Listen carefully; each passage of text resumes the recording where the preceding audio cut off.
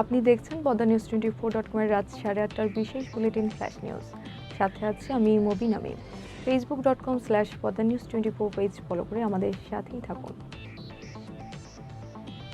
2024 সালের 5 আগস্ট সোমবার বাঙালি জাতির স্মরণীয় একটি দিন। বাঙালি জাতিরা দাবি করছেন দিনটি হাসিনার পতন দিবস। টানা 15 বছর পর পতন হলো ক্ষমতাসীন দল আওয়ামী লীগের। কোটা আন্দোলনের জেরে দেশ ছাড়তে বাধ্য হলেন প্রধানমন্ত্রী ও আওয়ামী লীগের সভাপতি শেখ হাসিনা। সঙ্গে তার ছোট বোন শেখ রেহানাকে গণভবন থেকে নিরাপদ স্থানে চলে গেছেন। সরকার পদত্যাগের দাবিতে চলমান অসহযোগ আন্দোলন সফল করতে বৈষম্য বিরোধী ছাত্র আন্দোলনের লং মার্চ টু ঢাকা ছিল সোমবার। কোটা সংস্কার আন্দোলন ঘিরে সহিংসতার জেরে এক দফা দাবি ওঠে শেখ হাসিনার পদত্যাগ। সকাল থেকে ঢাকার পথে ঢল নামে মানুষের। কারফিউ উপেক্ষা করে বিভিন্ন স্থান থেকে যেতে শুরু করেন তারা।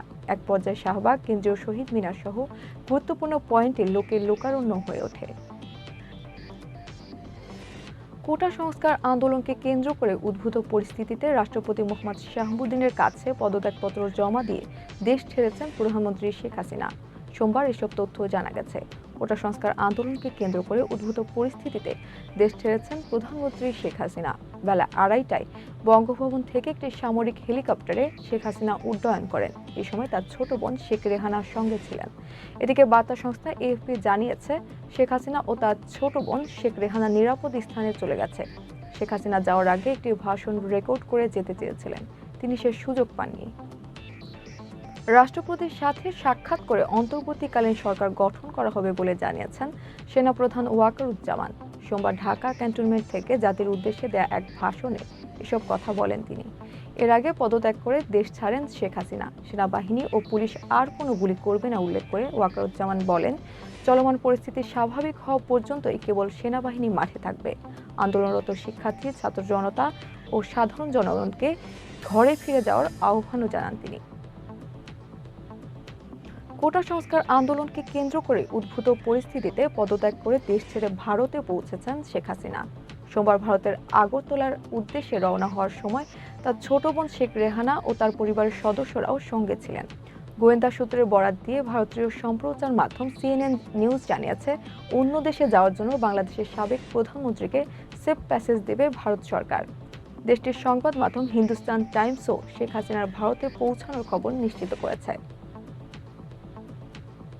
সরকার প্রধান শেখ হাসিনার পদত্যাগের পর ঢাকা সহ সারা দেশে জুড়ে মানুষ উল্লাস করছে।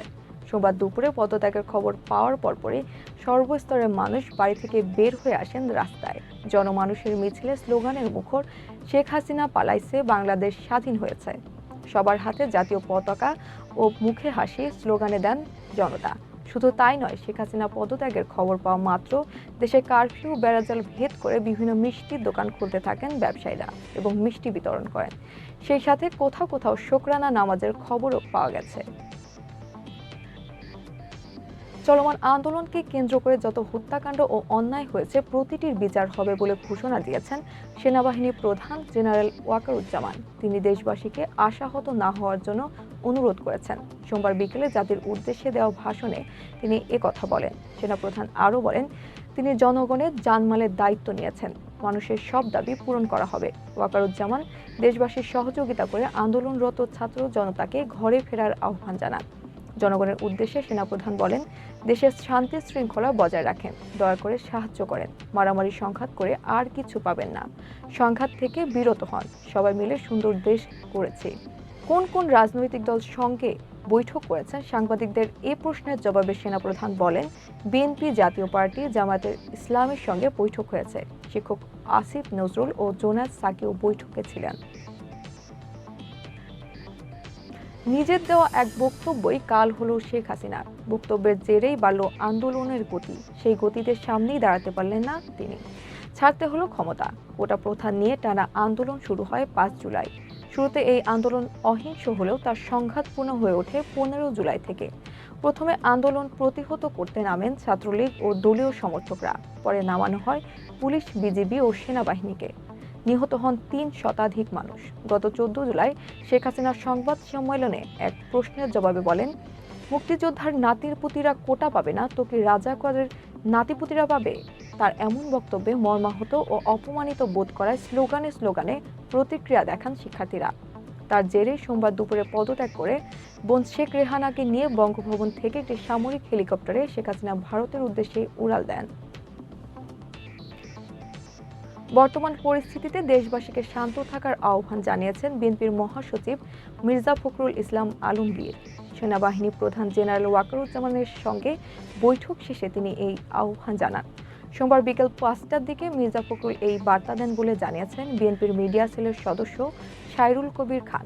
বলেছেন, সেনাপ্রধানের সঙ্গে বৈঠকে বিএনপির পক্ষ থেকে মির্জা ফখরুল ইসলাম আলমগীর ও স্থায়ী কমিটির সদস্য মির্জা আব্বাস ছিলেন।